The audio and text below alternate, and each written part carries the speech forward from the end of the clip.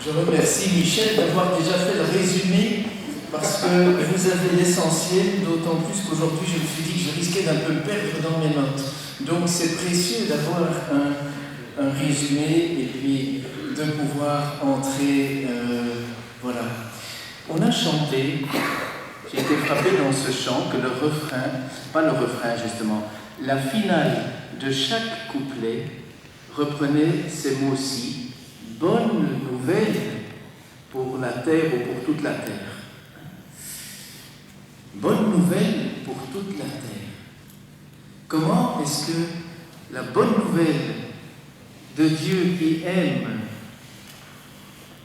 l'être humain comme la prunelle de son œil va aller jusqu'à toute la terre? Eh bien, nous le voyons dès l'Évangile, c'est Jésus qui envoie ses disciples pour être témoins, d'abord là où ils sont, témoins bien sûr de ce qu'ils ont vécu de la rencontre avec lui, d'une rencontre qui remet en route, d'une rencontre qui remet debout, témoins d'abord là où ils sont, et puis un peu plus loin, et puis jusqu'aux extrémités de la terre.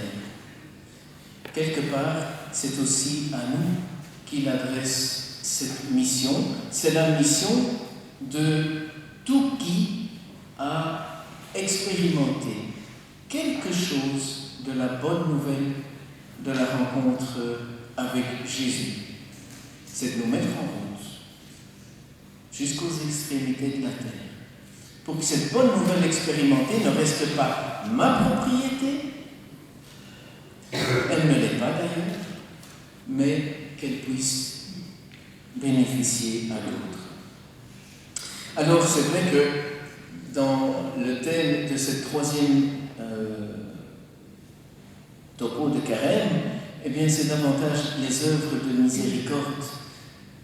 Parce que, au fond, là, nous sommes plongés dans du concret. Dans du concret, et je dirais dans du concret accessible, qui n'est pas pour des grands spécialistes.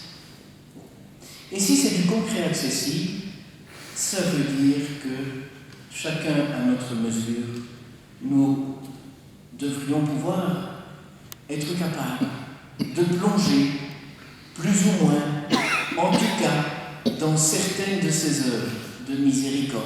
D'abord un peu, et puis petit à petit, de plus en plus, au fil de notre vie. Alors je voudrais commencer cette conférence en citant Saint Augustin.